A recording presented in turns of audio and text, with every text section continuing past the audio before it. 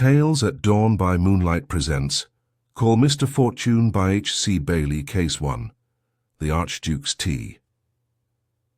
Mr. Reginald Fortune, M.A., M.B., B.Ch., F.R.C.S., was having a lecture from his father. "You only do just enough," Dr. Fortune complained. "Never brilliant, no zeal. Now, Reginald, it won't do. Just enough is always too little, take my word for it. And do be attentive to the Archduke. God bless you." "Have a good time, sir," said Mr. Reginald Fortune, and watched his father settle down in the car, a long process beside his mother, and drive off. They were gone at last, which Reginald had begun to think impossible, and the opulent practice of Dr. Fortune lay for a month in the virgin hands of Reginald. "Beautifully patient the martyr is," Reginald communed with himself as he ate his third muffin. "Fretful game to spend your life waiting for a man to get ready. Quaint old bird the pater. Deathbed manner for a tummy ache. Wonder the patients lap it up." But old Dr. Fortune was good at diagnosis, and he had his reasons for saying that Reggie lacked zeal. At Oxford, at his hospital, Reggie did what was necessary to take respectable degrees, but no more than he could help. It was remarked by his dean that he did things too easily. He always had plenty of time and spent it here, there, and everywhere, on musical comedy and prehistoric man, golf and the newer chemistry, bargees and psychical research. There was nothing which he knew profoundly, but hardly anything of which he did not know enough to find his way about in it. Nobody, except his mother, had ever liked him too much, for he was a self-sufficient creature, but everybody liked him enough.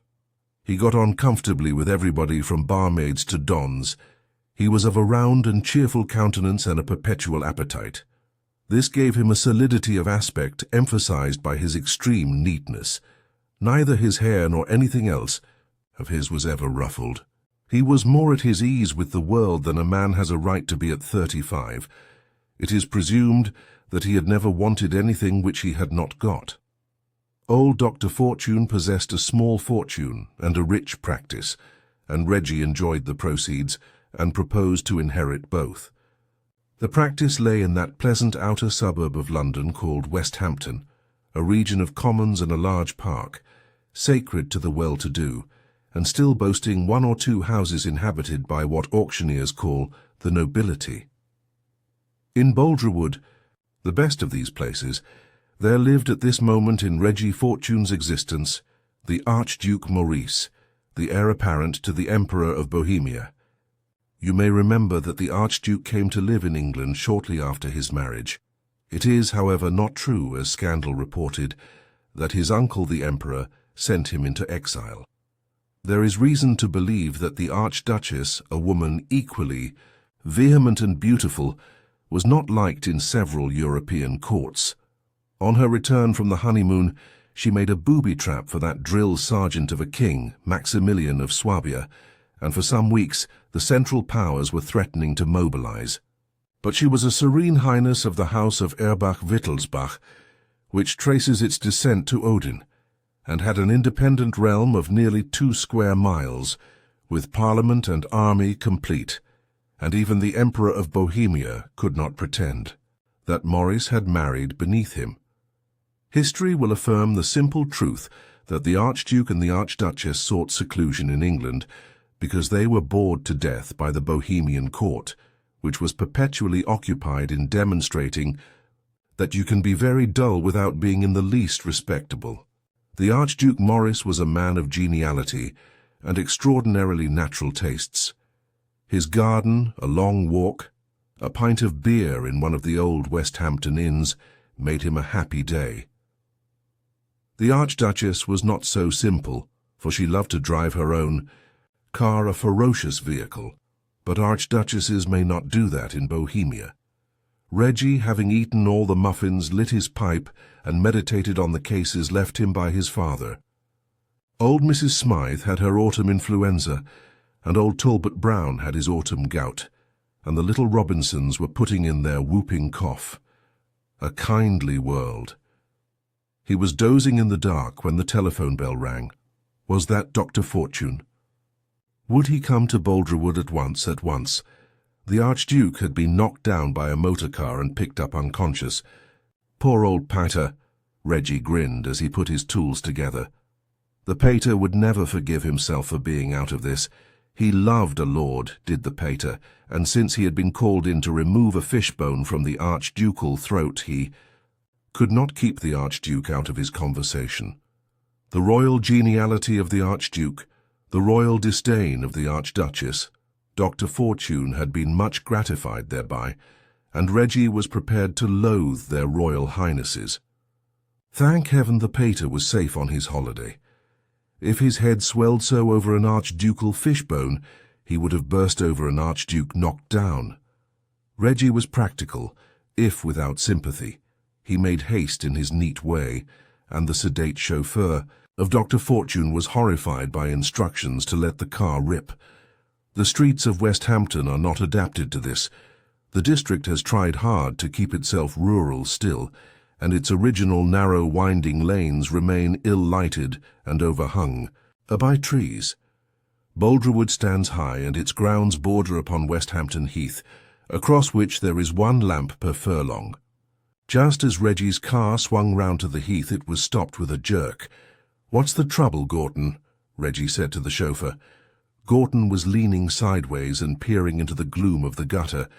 A gleam from the sidelight winked at a body which lay still. "Give me a turn," Gorton muttered.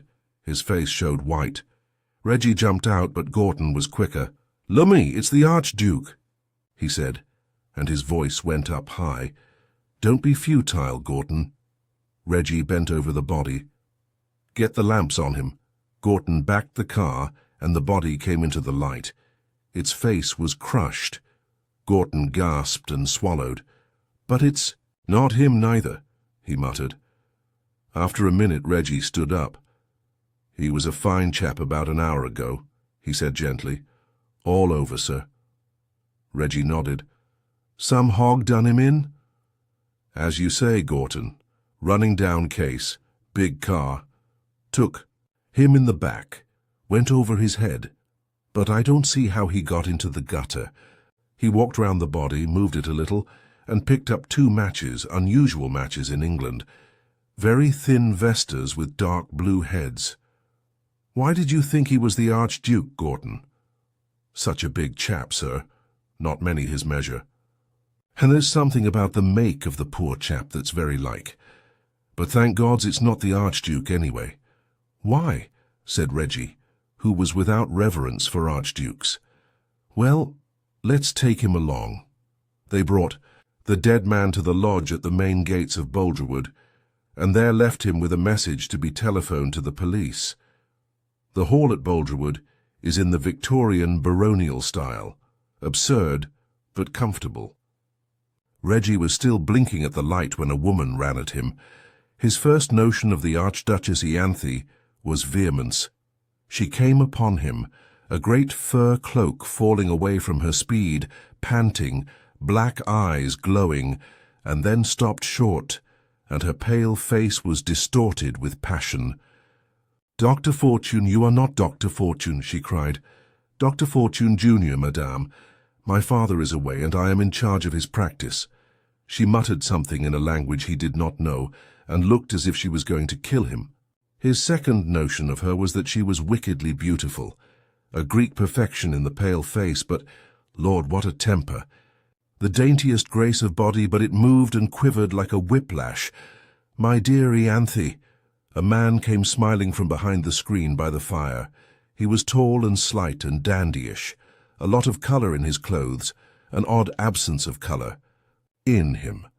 A bright blue tie with an emerald in it, a bright blue handkerchief hanging half out of the pocket of the silver-grey coat. But his face had a waxy pallor.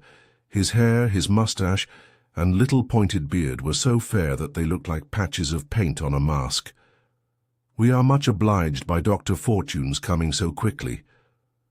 The Archduchess whirled round. "He is too young," she said in German. "Look at him. He is a boy." "I beg your pardon, madame," said Reggie in the same language. "May I see the patient?" The man laughed. I am sure we have every confidence in your skill, Dr. Fortune. All the laughter was smoothed out of his face. And your discretion, he said in a lower voice. I am the Archduke Leopold. You may be frank with me and rely upon my help. Reggie bowed. How did the accident happen, sir? The Archduke turned to his sister-in-law.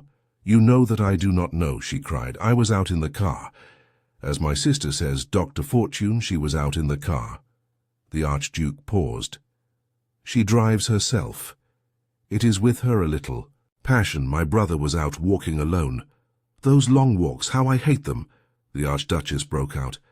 Again it is with him a little passion. Well, he did not come back. I grew anxious. I am staying here, you understand. My sister was late too. I sent out servants. My brother was found lying in the road not far from the gate of the lodge. He remains unconscious, I fear. He spread out his hands. You always fear, the Archduchess cried. They exchanged glances like blows. May I go up, madame? Reggie said solemnly. She whirled round and rushed away. The Archduchess is much agitated, said the Archduke. It is most natural, Reggie murmured. Most natural. Pray follow me, Dr. Fortune. I will take you to my brother. The Archduke Maurice lay in a room of austere simplicity. A writing table, a tiny dressing table, 3 chairs and a narrow iron bed were all its furniture. Only 3 small rugs lay on the floor. At the head of the bed a man stood watching. The Archduchess was on her knees, her face pressed to her husband's body, and she sobbed violently. The Archduke Leopold looked at Reggie, made a gesture towards her and said, My dear Ianthe.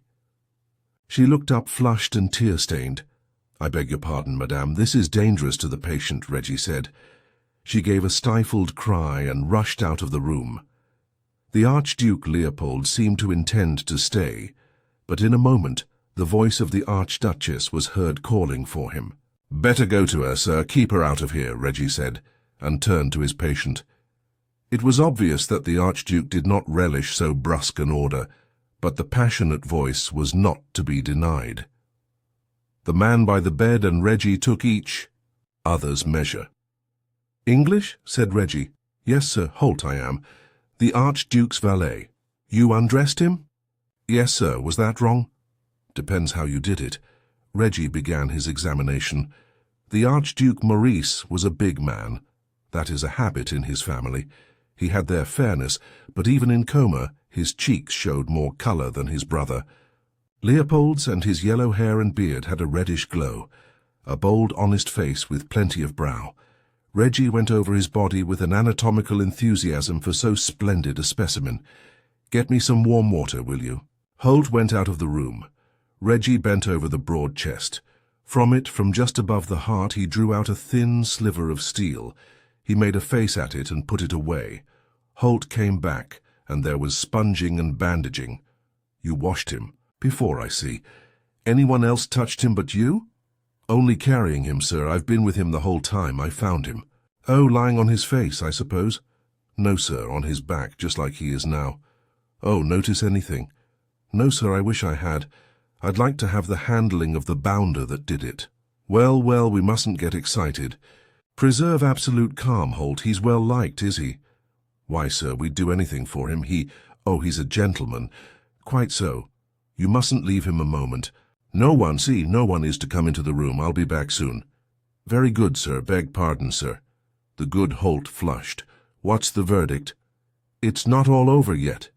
Reggie went downstairs, and it appeared to him that he interrupted the Archduke and the Archduchess in a quarrel, but the Archduke was very pleased to see him, effusive in offering a chair and so forth. Reggie was not gratified. I must have nurses, sir, he announced. I should like another. Opinion. You see, the Archduchess cried. It is as I told you, this boy. The Archduchess is naturally anxious, the Archduke apologized. By all means, nurses. But another opinion. You must have confidence in yourself, my good friend. I have. But I want Sir Lawson Hunter to see the case. The Archduke shrugged. It is serious then, Dr. Fortune. We do not wish a great noise. Is it not so, Ianthe? I would give my soul to be quiet, she cried. Quite, said Reggie. Very. Well? Discretion, then, you understand, my good friend. I'll telephone to Sir Lawson at once. Indeed? It is serious, then? It's a bad concussion. Reggie bowed and made for the door. You, Dr. Fortune, the Archduchess, cried. What will happen? There's no reason we shouldn't hope, madam, Reggie said, and paused a moment watching them. Emotion plays queer tricks with faces. They were both in the grip of emotions. Sir Lawson Hunter is rather fat, and his legs are rather short. His complexion is greyish, and his eyes look boiled. People call him dyspeptic, though his capacious stomach has never known an ache, or imagine that he drinks, though alcohol and physicians are his chief abominations. His European reputation as a surgeon has been won by knowing his own mind. Reggie met him at the door and took him upstairs before that puzzling pair, the Archduke and the Archduchess, had a sight of him. Glad you could come, sir. It's an odd case. Every case is odd, said Sir Lawson Hunter. He was knocked down by a car that, if he was, I can find it out for myself. Damn, Fortune, don't bias me. Most unprofessional. That's the worst of general practice. You fellows must always be saying something. Reggie held his peace. He knew Sir Lawson's little ways, having been his house surgeon. The faithful Holt was turned out of the room. Sir Lawson Hunter went over the senseless body with his usual speed and washed his hands. Splendid animal, he remarked. They run to that, these Pragas. I remember his uncle's abdominal muscles. Heroic. Well, he was walking. A big car driven fast hit him from behind on the right side, fractured 2 ribs and knocked him down. Impact of his head on the road has caused a serious concussion. That car should have stopped. Reggie smiled. Oh, one of the odd things is that it didn't. There's a damned lot of road hogs about, my boy, said Sir Lawson heartily. He was himself fond of high speed. Well, they sent out, I suppose, found him lying on his face unconscious? No, sir. What? Sir Lawson jumped. He was lying on his back. Oh, that's absurd. Yes, sir, but I've seen his valet who found him. These fellows have no observation, Sir Lawson grunted, but there was some animation in his boiled eye. Damn, Fortune, he ought to have been on his face. Yes, sir. Miracles don't happen. No, sir. Now these abrasions on the legs, as if the car had been driven at him again while he lay. A queer thing. Or have there been 2 cars at him? And there is this too, sir. Reggie held out the sliver of steel. I saw the puncture. I was coming to that.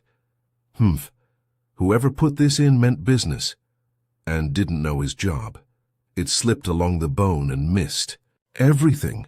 Sir Lawson turned the thing over. A woman's hatpin. About half a woman's hatpin. Fresh fracture. Broke as it was pushed in. They're a wild lot, said Sir Lawson, and smiled. You have no nerves, Fortune. I believe not, sir. This ought to be the making of you. You want. Shaking up. You must stay in the house. By the way, who's in the house? The Archduchess, of course. Ianthe, yes. Aunt's in a madhouse. Ianthe. Yes. Crazy on motoring. Drives her own car. And have you seen Ianthe since? Sir Lawson nodded at the body on the bed. She is very excited. Is she really? Sir Lawson laughed. Is she, though? How surprising. She is surprising, sir. What? What? Be careful, my boy. Handsome creature, isn't she? Yes, sir. Reggie declined to be amused. The Archduke Leopold is staying with them. Leopold. He's the dandy entomologist. He's tame enough. Well, he's the head of the house after this fellow. Better tell him. He blinked at Reggie. You have nurses you can trust? Well, we'll stay in the room till one comes, my boy. Our friend of the hatpin won't miss a chance. These royal families, they're a crisscross of criminal tendencies. Hohenzollerns, Habsburgs, Pragas, Wittelsbachs. Look at the heredity. There was another running-down case here tonight. The man was killed. Fractured skull. He was left on the road too. And another queer thing, he was much the same build as the Archduke Maurice. Good gad. Sir Lawson was startled out of his omniscient manner, an event unknown in Reggie's experience. There's something devilish in it, Fortune. One, murder the wrong man dead, and then try again at once the same way. Imagine the creature looking at that poor dead wretch and jumping on the car again to drive it on at the other man. Diabolical, diabolical. I don't think I have much imagination, sir, said Reggie, who was not impressed by ineffective emotion. There was a gentle tap at the door, a nurse came and was given her instructions, and the two men went down to the Archduke Leopold. He had changed his clothes. He was now in a claret-coloured velvet, which did violence to his complexion and his pale beard. He sat in the smoking room with a book on the entomology of Java and a glass of eau sucrée. He smiled at them and waved them to chairs. "I have to tell you, sir, that your brother lies in grave danger," said Sir Lawson. Reggie looked at him sideways. "The concussion. It is serious, then?" "I am deeply distressed. The concussion is most serious. There's another matter. In your brother's chest above the heart, at which it must have been aimed, we have found this. Mon Dieu! It is a hatpin, a woman's hatpin, but it is incredible. It is murder. Attempted murder." "But what do you suggest, sir? Do you accuse someone?" "Not my function. That pin was driven at your brother's heart by someone. Can you tell me any more, sir?" The Archduke buried his face in his hands. "I will not believe it," he muttered. "I will not believe it." After a little he controlled himself. "Gentlemen, you have a right to my confidence. I will tell you everything. I trust you to do all that is possible for my poor brother, and for the honour of our family, which to him as to me is dearer than life. You know that he is the heir to the throne of Bohemia. My uncle, the Emperor, has long been vexed with his living in England. I came here to persuade my brother to go back to his country.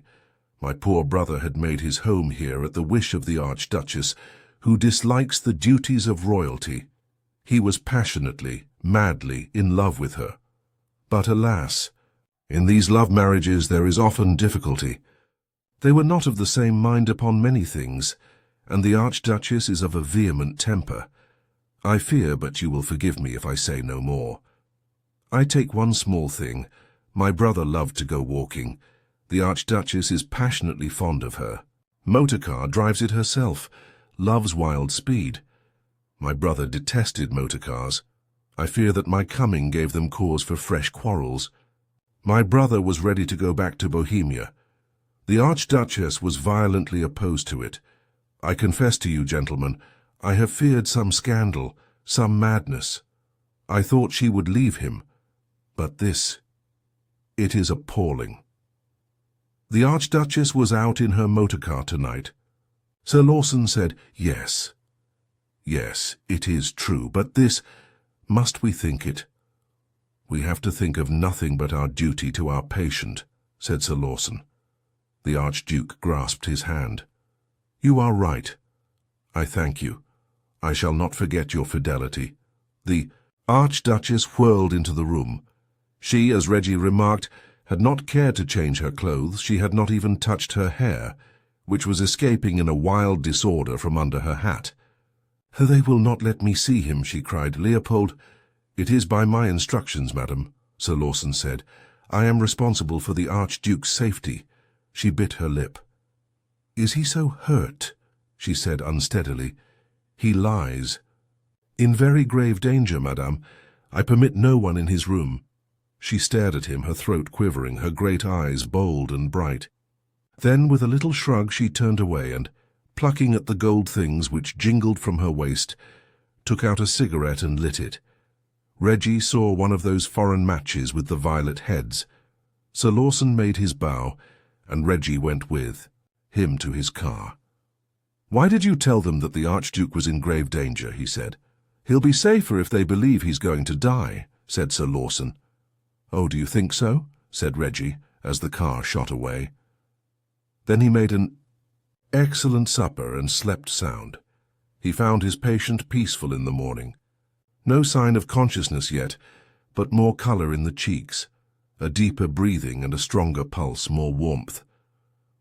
"The Archduchess has come twice in the night to ask about him, Doctor," the nurse said. "I told her he was no better." "Did she make a noise?" Reggie frowned. "No, she was very good." Reggie went out to take the air, and the air is not bad on the West Hampton Heights. He made a good pace under the great beeches of Boulderwood and came out on the open road across the heath. Just there he had found the dead man. A dull red stain could still be seen. It was farther on that the Archduke was struck. Just beyond. The turn to Brendan. He found the place. There was a loosening of the road as if a heavy car had been brought up sharply or made a violent swerve. He walked to and fro, scanning the ground. Another of those foreign matches. He was just picking it up when a motor car stopped a few yards away. 2 men jumped out and came towards him. One was middle-aged and singularly without distinction. The other had a youthful and very jaunty air, and it was only when he came near that Reggie saw the fellow was old enough to be his father. An actor's face with that look of calculated expression and an actor's way of dressing, a trifle too emphatic. His present part was the gay young fellow, Dr. Fortune, I think. He smiled all over his face. "I am Dr. Fortune. Reconstructing the crime, eh? Oh, you needn't be discreet. I'm Lomas, Stanley Lomas, Criminal Investigation Department, don't you know? Sir Lawson Hunter came round to me last night. Patient's doing well, I see. That's providential. Just a moment, just a moment." He skipped away from Reggie to his companion, and they went over the ground. But Reggie thought them very superficial. Lomas skipped back again. "He didn't bleed then. The other man did, though, the man you found. In the middle of the road, and I found him dead in the gutter. It's quaint what the criminal don't think of. I'm surprised every time. Did you find anything here?" Reggie held out his match. "There were 2 more like that by the other man." Lomas turned it over. "Belgian make. You buy them all over the continent, don't you know? The Archduchess carries them. Now that's very interesting. If you don't mind, I'll walk up to the house with you." Upon the way he praised the beauties of nature and the quality of the morning air. As they came to the door of Boulderwood, a big car passed them with the Archduchess driving alone. Lomas put up his eyeglass. "She's not overcome with grief." "What? Not quite. Might be bravado, don't you know?" "I don't know." "It takes some of them that way," Lomas said pensively. He turned on the steps of the house and looked after the car as it wound in and out among the beeches. "Striking woman?" "Yes. I'll come up to your room if you don't mind." "I thought you wanted to say something," Reggie said. Lomas did not answer till they were upstairs. "Well, no, not to say anything," he resumed and lit a cigarette. "I want another opinion, as you fellows say. Sir Lawson Hunter has made up his mind." "Oh, he always does that." Lomas lifted an eyebrow. "Well, look at it. Somebody in a car laid for our Archduke. The other poor devil was cut down by mistake. And the somebody had nerve enough to go on. That's striking. The Archduchess comes of pretty wild stock. In love or out of love, she wouldn't stick at a trifle. You find her matches by each body. You find a hatpin in the Archduke. That's a blunder, what? Yes, but it's a woman's blunder. She finds he isn't quite dead after all her trouble. She is desperate, and voila." He made a gesture of stabbing. "So you've made up your mind too, Mr. Lomas?" Lomas blew smoke rings. "I'm wasting your time, Doctor. I want to know, has it occurred to you the Archduchess and the Archduke Leopold working it together? If she's fallen in love with Leopold, that straightens it out, don't you know?" "Guess again," Reggie said. Lomas lit another cigarette. "Well, that's what I want to know. You saw them together just after the crime." He lifted an eyebrow. "Nothing doing," said Reggie. "I'm afraid so. I'm afraid so. It's a disturbing case, Doctor. Nothing doing, as you say. If I had all the evidence in my hands, I expect there's no one I could touch. You can't indict royalty. The Archduke's smash. Well, let's say it's all in the family. But this poor devil they killed. Who's to pay for him? These royal dagos come over and run amok on an English road, and I can't touch them. Disheartening, what? That's the trouble, Doctor. Reggie nodded, and as his breakfast made its appearance, Lomas rose to go. He would not have even coffee. Better get busy, don't you know? We must see if we can put the fear of God into them. If they'll go scurrying back to Bohemia, it's the best way out. He skipped off, his jauntiness put on again like a coda. Reggie was standing at the window with his after-breakfast pipe when the Archduchess brought her car back. She was very pale in spite of the morning air, and her face had grown haggard. "Something'll snap," Reggie was saying to himself, when a voice behind him said aloud, "Nice car, sir." He jumped round and saw standing at his elbow the insignificant little companion of Mr. Lomas. "After all, there's nothing like an English car," said the little man. "Oh, you've noticed that," Reggie said. "You do notice something, then?" "Of course we aren't gifted, sir, but we're professional. Something in that, don't you think?" "Yes, sir, as you say, we have noticed something. It was a foreign car, and foreign tires did the trick last night, and the Archduchess drives English. And yet, did you know we had the other half of the hatpin? I picked it up last night." He held out a scrap of steel with a big head of wrought silver. "German work, they tell me." "Viennese," Reggie said. "You know everything, sir." "Such a convenience. But Vienna being quite near Bohemia, as I've heard, looks awkward, don't it? Is that what you came to say?" "Not wholly, sir. No. I am Superintendent Bell. Mr. Lomas sent me to you. He considered you might find it convenient to have someone in the house who could keep an eye open." "Very kind of Mr. Lomas." There was a tap at the door. The Archduke Leopold's valet appeared. The Archduke Leopold was much surprised that Dr. Fortune had not brought him news of the patient. The Archduke Leopold desired that Dr. Fortune would come to him immediately. "Really?" Reggie said. "Dr. Fortune's compliments to the Archduke, and he is much occupied. He can give the Archduke a few moments." The valet, having the appearance of a man who has never been so surprised in his life, retired. "It's a gift," Superintendent Bell murmured. "It's a gift, you know. I never could handle the knobs." Reggie began to get together some odds and ends, a bottle full of tiny white tablets, a graduated glass, a jug of water, a hypodermic syringe. "You'd better clear out, you know," he said to Superintendent Bell. "Will he come?" "He'll come all right," Reggie said, and took off his coat. When he turned, Superintendent Bell had vanished. "Just setting the stage, sir?" said a voice from behind the curtain.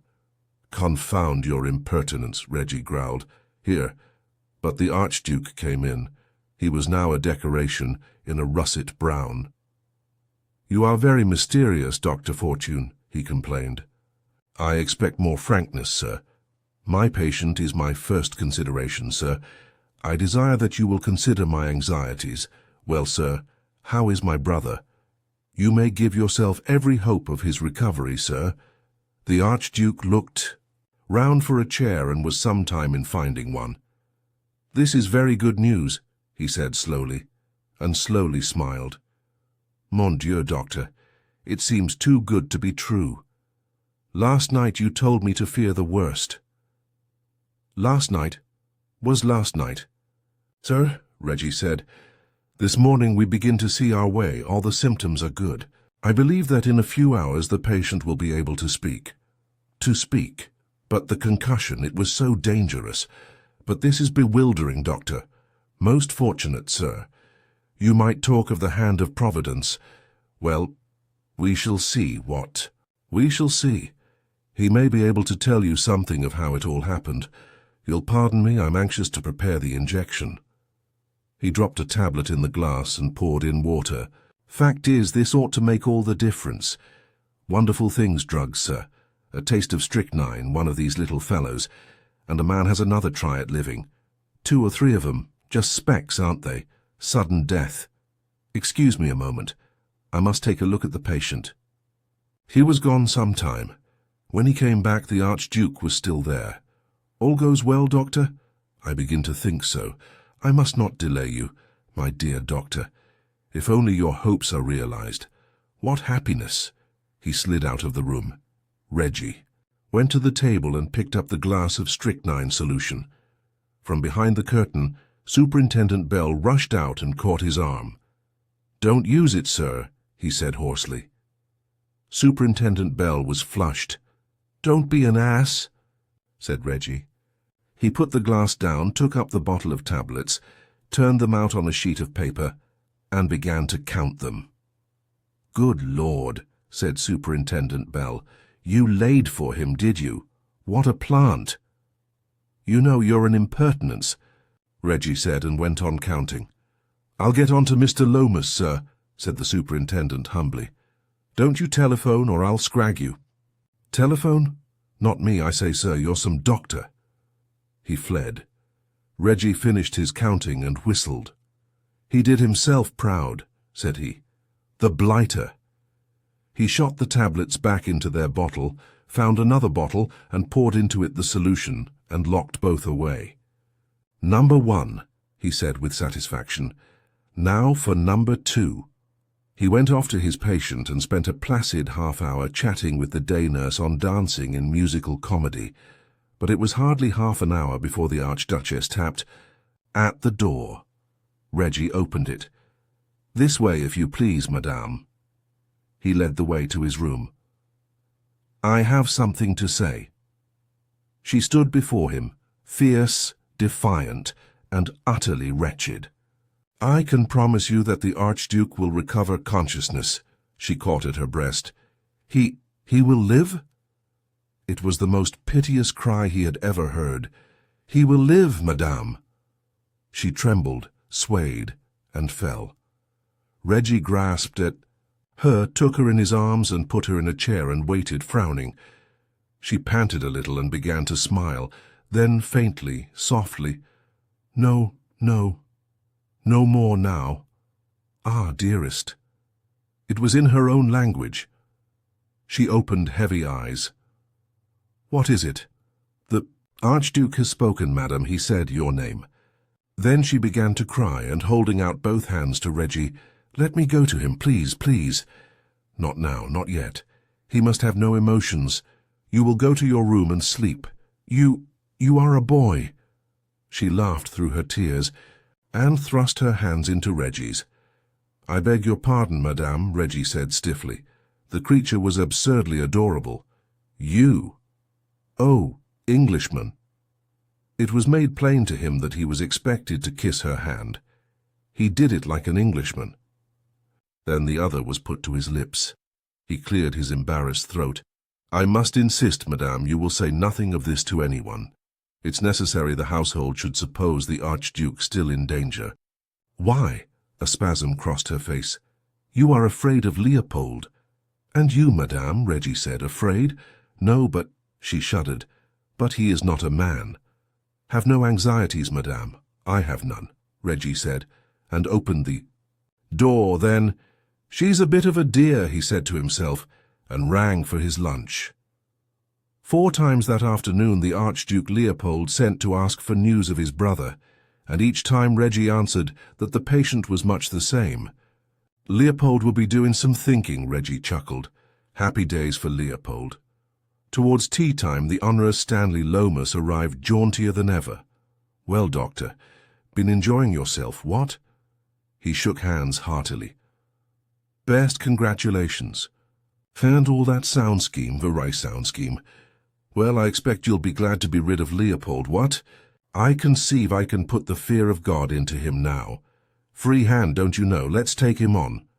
It was announced to the Archduke Leopold that the Honourable Stanley Lomas of the Criminal Investigation Department desired to confer with him. The Archduke, who was drinking tea, was pleased to receive Mr. Lomas. He also received Reggie. "Dr. Fortune, you have something to tell me?" "There is no change, sir. No change yet, and you gave me such hopes this morning. These are anxious hours, Mr. Lomas." "I can imagine it, sir, but I hope to relieve some of your anxieties. I believe we shall discover who was responsible for last night's outrage." "So, and so soon. But you are wonderful, you English police. You will sit down, Mr. Lomas." He looked at Reggie, whose lingering naturally surprised him. "Is there anything more, Dr. Fortune?" "Dr. Fortune is part of my evidence, sir," said Lomas. "Is it possible? But you interest me. You interest me exceedingly. Permit me one moment." He slid out of the room. Lomas turned in his chair and lifted an eyebrow at Reggie, who was settling his tie before an old Italian mirror. "Probably gone to change his clothes," Reggie said. "He's only worn one suit today." A footman brought in more tea things, and a moment after the Archduke came back. "I'm all impatience, Mr. Lomas, but pray take a more comfortable chair. Dr. Fortune, I recommend the chair by the screen. Let me give you some tea." He was all smiles. "Have you made arrangements to leave England, sir?" Lomas said sharply. "Mr. Lomas, you have time to catch the mail tonight. I hope that I do not understand you, sir. You appear insolent." "Oh, sir, there will be no delicacy in handling the affair. You went to Dr. Fortune's room this morning." The Archduke gave a glance at Reggie, who sat intent on stirring his tea. He was preparing an injection of strychnine for his patient. "Hello. What's that?" Reggie cried and nodded at the window. "Oh, I suppose it's the car, Lomas. Your fellows will have found her and brought her round." "The car, sir," the Archduke said, and Lomas put up his eyeglass. "The car that did. The deed." The Archduke slid across to the window. Lomas, too, stood up and looked out. They turned and stared at Reggie, who was sipping his tea. Lomas frowned. "There's nothing there, Fortune." The Archduke smiled. "Dr. Fortune has hallucinations." And he pulled out his handkerchief and dabbed his face, sat down and drank his tea in gulps. "We'll keep to the point, if you please." Lomas was annoyed. "Dr. Fortune told you that 2 of his strychnine tablets would kill a man. He went out of the room. While he was gone, you dropped 6 tablets into the injection prepared for your brother. I have to demand, sir, that you leave England by the next boat." The Archduke burst out laughing. "The good Dr. Fortune, as you have seen, he has hallucinations. He hears what is not, dreams what never was. But if I were a policeman, Mr. Lomas, I should not make Dr. Fortune a witness. You become ridiculous." "He is not the only witness, sir. One of my men was behind the curtain." The Archduke poured himself out another cup of tea. "May I give you some more, Dr. Fortune?" "No? I fear you are malicious, my friend." He laughed a little. "And you, sir? We sometimes find a policeman corrupt in our country. We do not permit him to trouble us." "You brought a German car into England, sir," Lomas said. "Where is that car?" "Your spies do not seem very good, Mr. Lomas. Come, sir, enough of this. The Archduke started from his seat with a cry. His body was bent in a "Saxo." A horrible grin distorted his face. He fell down and was convulsed. He gasped. His pale cheeks became of a dusky blue. He writhed and lay still. "So that's that," Reggie said. "I wondered what he wanted with 6. "What is it?" Lomas muttered. "Oh, strychnine poisoning. He swallowed a grain or so."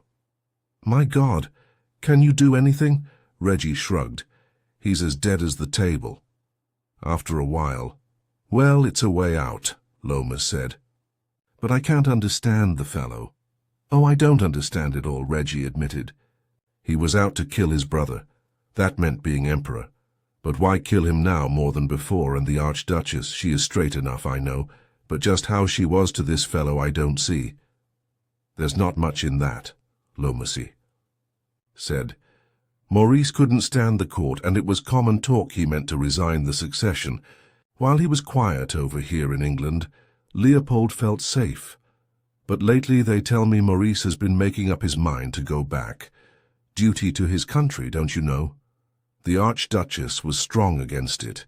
She hates all the business of royalty. But Maurice is a resolute sort of fellow, even with a woman. Leopold came over to see what he could do.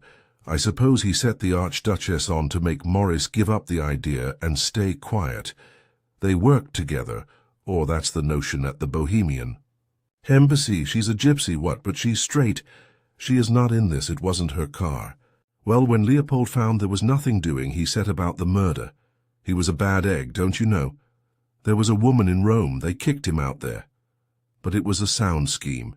He had it all straight, except the wrong tires on his car. Good touch, the hatpin. Seemed like a woman in a rage. He knew a lot about women, one kind of woman. There was a tap at the door, the two walked forward. Sir Lawson Hunter, sir. The footman tried in vain to see the Archduke. Yes, bring him up, Reggie said. Sir Lawson bustled in. New. Case for you, sir.